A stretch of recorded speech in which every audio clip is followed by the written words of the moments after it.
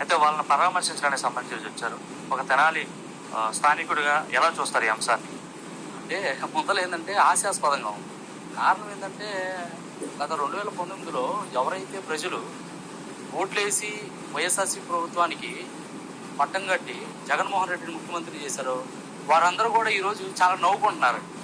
ఎందుకంటే ఎవరన్నా స్వాతంత్ర సమరయోధులు లేకపోతే ఏదన్నా సరే పూర్తిగా ఈ సమాజానికి ఎదువు పలిపి అనివార్య కారణాల వల్ల వాళ్ళకి ఏదైనా నష్టం జరిగినా లేకపోతే పొరపాటున చనిపోతే వాళ్ళని పరామర్శించడానికి ప్రజాప్రతినిధులు, ప్రజానాయకులు వీళ్ళందరూ వచ్చేస్తారు, సంఘీభావం తెలియజేస్తారు, ఏదైనా ప్రభుత్వాలు యొక్క తప్పిదాలు ఉంటే ఖండిస్తారు.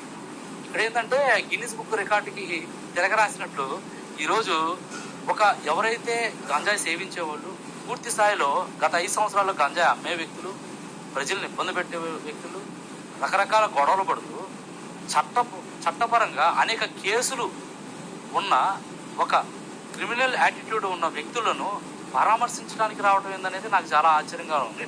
వాస్తవం